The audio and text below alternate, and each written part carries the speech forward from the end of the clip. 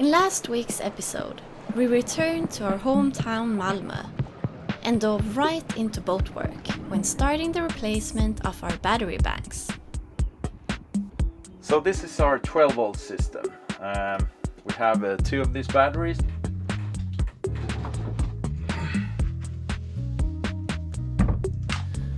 So these are our new lithium batteries, our lithium iron phosphate batteries with an addition of yttrium to them.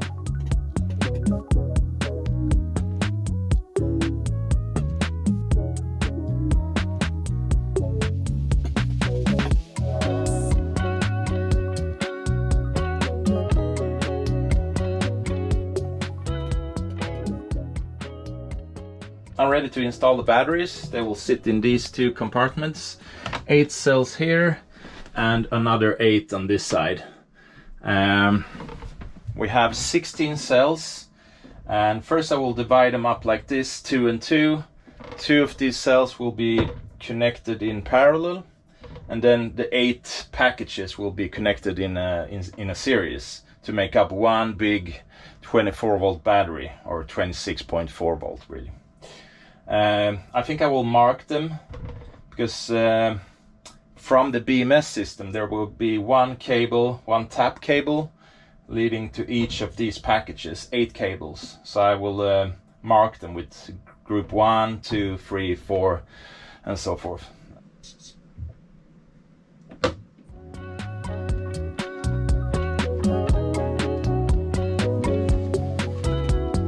I use connectors made from sheet metal copper to connect the cells to each other. Unfortunately, there were some missing in the shipment, so in the meantime I use short battery cables for the serial connections, which will be replaced later. After connecting all the cells, I install the tap cables for the BMS. Through these, the system can control and regulate the voltage in each cell package, and make sure that the battery pack is in balance.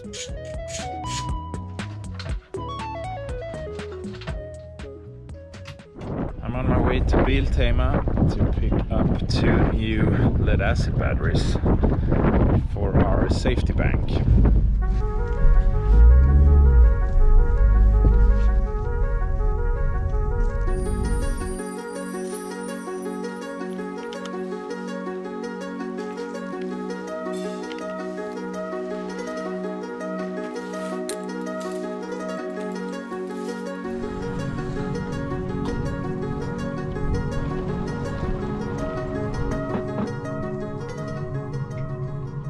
After getting the new lead acid batteries in place, it was time to cut more battery cable and crimp some lugs.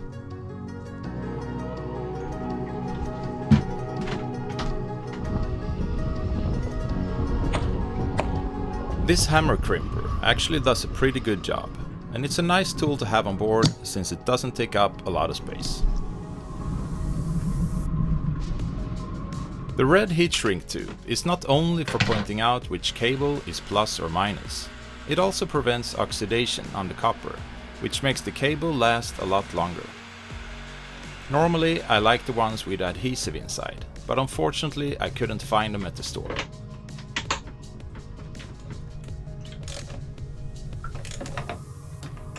So now our backup system is in place. These 2 batteries, lead acid batteries, I have connected them in a series, 2 12-volt batteries that together form a 24-volt battery. We have 86 amp hours here in 24 volts, so usable power around half, so 43 amp hours in 24 volts. So not a lot, but it's just the backup system, so it will be enough.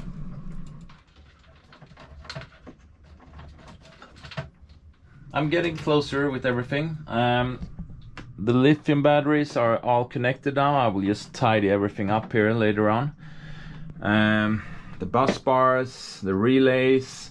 Now I just need to hook up the backup system, lead acid batteries here, to the actual system. And then I'm going to install the BMS system, the battery management system that will sit in here in the box.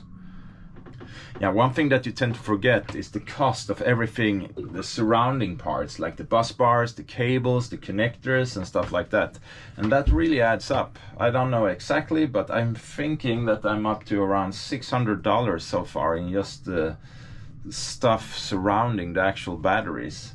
And a lot of it I already had, but still. So yeah, I have to head over to the store again before I can continue. I have to show you this Russian boat here in the marina. Really cool and special. This unique 31 feet long and 20 feet wide trimaran with inflatable hulls has just started its 2-year circumnavigation. The concept of the boat is to be as close to the ocean as possible. And the Siberian crew have previously done a 7-year-long circumnavigation, which ended in 2013 on a similar trimaran. This time the route will go around the Cape Horn from east to west. What's the weight of the whole boat with this? Weight? They all together maybe 2.5 tons. Oh, very light. Without food, water and people, maybe 1,200 kilo. Oh wow, kg. Very light, huh? And how does that behave if you have rough seas, like if you're sailing around Cape Horn and you have... looks outside, it looks like this. And you're not worried that it will flip upside down? We think that if waves more than 10 meters, it's possible. Yeah. But we put all sails out. Yeah. And when you see central balloon, yeah, one outrigger on the right, one outrigger on the left. Mm-hmm. When it is like this, yeah, waves make this outrigger up. Yeah. But this outrigger goes down yeah. to the water. Yeah. And water. Yeah. Big buoyancy. Don't and give him to go down because this water from this outrigger, yeah, it's more tense. Yeah. Because here it is like just sparkle. Yeah, yeah, yeah. Like not much water. Yeah, I less understand. than here. Have you made the construction yourself on the boat? We make just a technical task. Yeah. And our friend, who is constructor, yeah, he just made. Before this man, our friend, yeah, he made a few like this, and we crossed already oceans. Yeah. Fantastic. And now it is new. I guess you made some improvement on this design from the old one? Yes, yes, yes. But it is fixed. We can unfix it, put to the bags and go like this. Yeah, yeah, so you can disconnect everything. Yes, we can unfix it all. That's very special.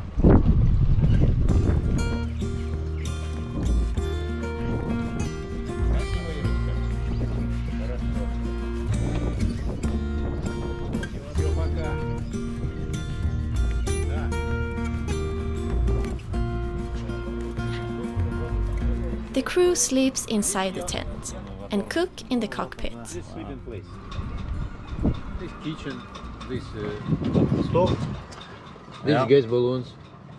Yeah, propane. Here is oh yeah. This is food. Here.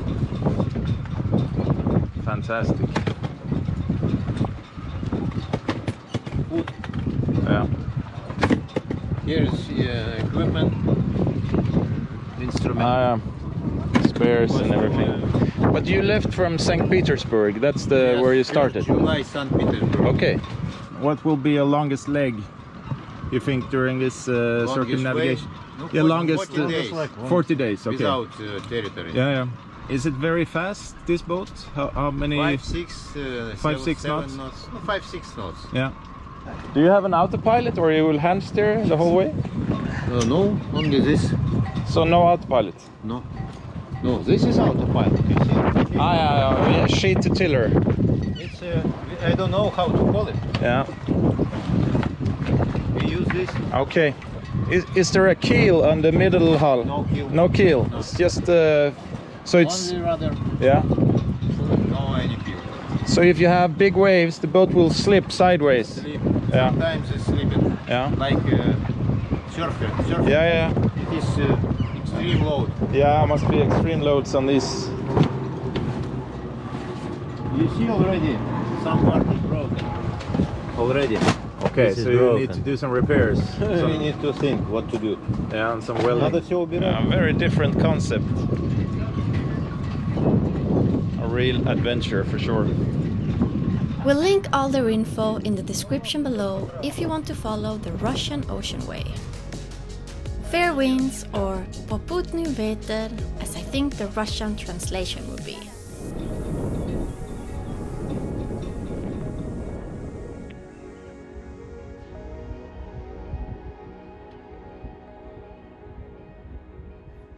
Yeah, I'm slowly getting there. It's really hot in here today, but I'm making progress. The biggest challenge now is to separate the cables between charge and load.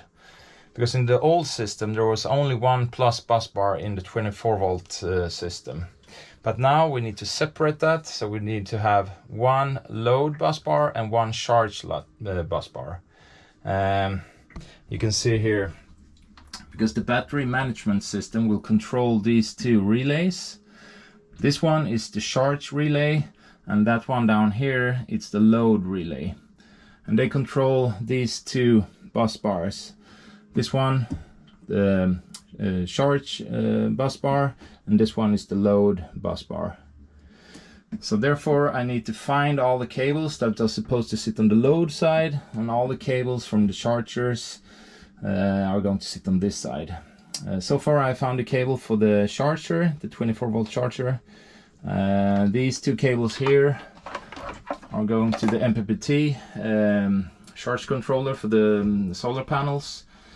So the only cable I haven't found yet is the plus cable from the 24 volt generator at the engine.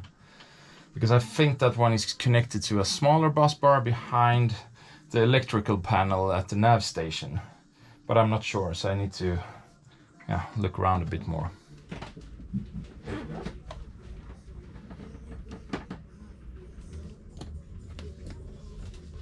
After some looking around, I have finally found the plus cable for the generator on the 24 volt side. It was connected directly to the switch, the 24 volt switch up here. So it's this one that's sitting on the generator down here. So obviously that cable is way too short. I've made some measurements and I think I need a 7-meter cable. So, and then this cable will be too thin when it's that long. So I need to buy a new one, a 35 square millimeter cable, 7 meters. So another round to the shop. One of the greatest benefits of a 24 volt system compared to a 12 volt is that you can use much thinner cables. If the generator in this case would have been on 12 volt instead and have the same rated wattage, I would have to use 70 square millimeter cable instead of the 35 that I use now.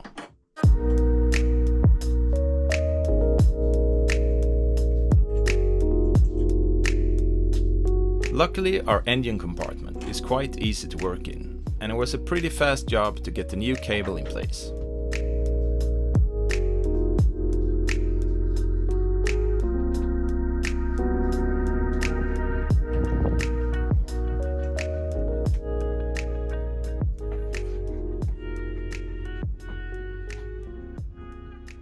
Vera and I are on board for the first time in 2 weeks. I've never been away from the boat this long. And it is full of spider web and flies that have been stuck in the spider web. It's pretty crazy, really. It's everywhere. So I think we have a good 2 days of cleaning when we move on board again. Vera and I have been on the beach today while Johan have been working on board.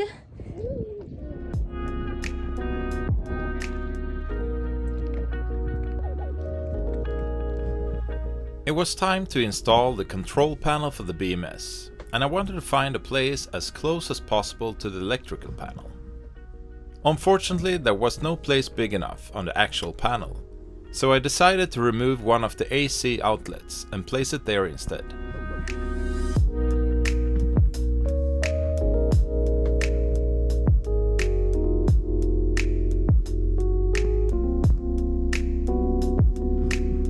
Next thing was to pull the cable under the floor, but first some lunch.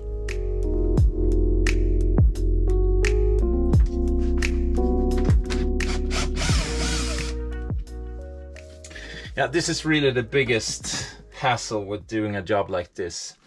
The running of the cables under the floors and everything, and that's what really takes up all the time when you're doing something like this. Just connecting the cables, that's really quick. This is really the work.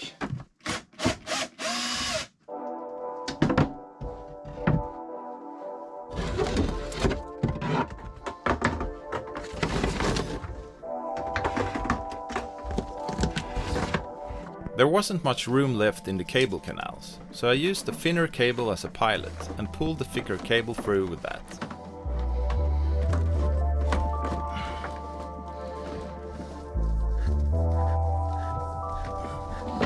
I had ordered a 10-meter cable for the panel, just to be sure it was long enough. And I thought it was going to be around 2 to 3 meters too long. It wasn't, it was just the right length, luckily.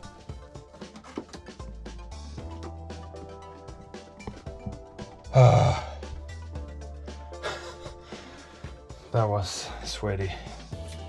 Next up was mounting the BMS and connect all the different cables to it. There's no denying that there is more work to be done when installing a battery system like this, compared to just buying so-called drop-in lithium batteries. But I think this work will pay off in the end and give us a safer and better system overall. When all the cables were connected and double-checked, it was now time to start everything up.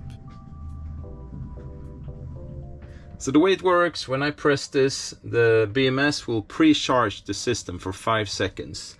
To let some current over to the load side, just to prevent any inrush of high current when the relay is switched on. So let's see if it will start up.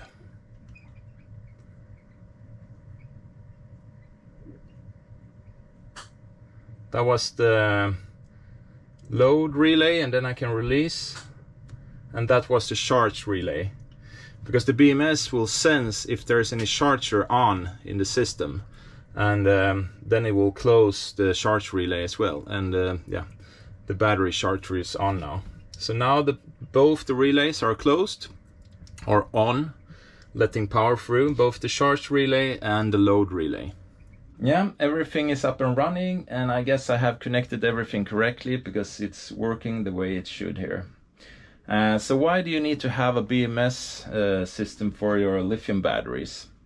Well, the BMS is protecting the lithium batteries from undervoltage, overvoltage, if it's too hot or too cold, but also it regulates and controls the voltage in each and every cell here, so you have balance in your system. Because if you don't have balance, you can't utilize all the amp hours in the package here, and also it will shorten the lifespan of your batteries, so that's really important. This system is built from the ground up for being combined with a lead acid battery bank like we have here. Because the charge relay here, the BMS controls that, and it's only when this is closed and charging is going on that the lead acid bank and the lithium bank is combined. And the BMS senses when there's charging, and that's the only time it closes that down. If there's no charging, it will disconnect the lead acid bank from the lithium bank, because it's only when there's charging going on that you want to have those type of batteries combined, because the voltage is more or less the same during charging. But when there's no charging going on, you don't want to have them connected anymore, because then the voltage difference between them is too high. Another benefit of this combination with lead and lithium batteries is that the lead acid bank here is always connected to the charge bus. So even if the BMS is closing down the charging going to the lithium batteries, there will always be a path going to the lead acid batteries. And that's really good if you have your engine running with the generator spinning. Maybe you have a hydro generator or a wind generator, because if that power in those generators don't have anywhere to go, that could destroy those generators. So this way there's always a path for that power into the lead acid batteries if this one or the BMS has closed down the lithium bank. Another really cool thing is that this system has a charge management system built into it. So that means that you can keep your original lead acid chargers. You don't need to change your whole system because you have lithium in it. Because it will control and let the lithium batteries be fully charged from your normal lead acid charger. And when the batteries are fully charged, it will close down the charging side here. This way it will prevent the chargers from float charging the lithium batteries, which is something lithium batteries really don't like. Another thing is the way this system deals with the balancing between the cells. Normally you have the biggest delta or measurable delta between the different voltages in these cells when there's charging going on. And when there's no charging, the cells can be even out when you're measuring them, but there could still be a difference in voltage between them when they're being charged. So the way this system deals with that is that it will measure the difference between the cells when it's being charged, and then it remembers that delta between the cells. So even if the charger is being closed off, it can still balancing the different cells when the charger is closed down. And this way the balancing between the cells goes up to 10 times faster. Yeah, another great thing of having the combination of lead acid and lithium batteries is that if you're leaving your boat in storage or you're on shore power for any longer time, you can close down your lithium batteries and just use your lead acid batteries, because they don't mind being on float charge for longer periods. And also, of course, if we have a total blackout, that the BMS is closing down the lithium batteries because we have a cell problem here or something like that, we can just switch this one here, and then we will have the lead acid bank connected directly into the load side, so we can use all the systems on the boat, autopilot and everything. You could actually let the BMS system control this automatically and replace this switch with the relay, and let the BMS sense that, okay, I will close down the lithium batteries in 2 minutes. I will switch on the lead acid batteries now before I close down the lithium batteries. And this way you won't have any interruption of power. And let's say if you're hard downwind and you have like a spinnaker up or whatever, and you don't want to have that interruption on your autopilot, that could be a really great way to do it. But I didn't want to complicate it too much, so we just installed a normal switch. Because the system gives you plenty of alarms and everything that you will hear before it will close down the lithium batteries. So I think there's time to just go down and switch over that switch instead. And just a couple of words about the batteries. These batteries comes from a company called Thunder Sky, and the cells are called Winston cells. And this type of cells are really safe batteries nowadays. They even use them on submarines, and if they're safe enough to be on submarines, I definitely think they're safe enough to be on a sailboat. The type of cell is a prismatic cell, and that's the same type of cells that all the big players on the market are using now. Victron Energy, Mastervolt, they use this type of cells in their drop-in units. Also, I've seen some tests done on these particular cells where they short them out, they put an iron bar across the terminals, just to see what will happen. And the only thing that happens is that the actual battery will swell up a little bit. They won't catch fire from that, at least not the cell. You could of course have a fire from the actual short, but that's the same thing on lead acid batteries. Also, in last week's episode we got a couple of comments about the cable length between the different batteries. But I think that comes from when you're using drop-in units, because then it's important that you have the same cable length between the different units if you have them spread out in the boat. But here, because we're using cells, it will be the exact same length between all the terminals here. And of course I will replace these short cables here. For some reason I didn't get enough of these copper connectors when I ordered the batteries, but I will get more of those in next week so I can replace these. Because the problem could be if you have a voltage drop between two of the terminals here, a voltage drop that is different between the different terminals, then you could have a problem with the balancing of the cells. But that won't be the case here because the distance is so short and we have the same distance between all of them. So these cables leading out from the actual battery, because this whole system is actually one big battery, but the cables leading out, the minus and the plus cable here, there it doesn't matter if those two cables have different length or for some reason different resistance, because it's only internally in the battery pack where you don't want to have a voltage drop between that is different between the cells. Also we need to add these, the terminal protection, but I only have 2 of them. They were also missing, so I have more of them coming. The whole electrical system on the boat, there's still lots more to do. There won't be a 12-volt bank on the boat anymore, and that will be fed from these batteries. So I'm going to install some DC to DC converters, 24 to 12 volt. And also we need to install or connect the solar panels to the MPPT controller, the charge controller over there. But that's something I will do next week. Also, I realized that this type of videos is not for all, but I hope you enjoyed it and maybe you learned something, and I hope to see you next week. Bye bye.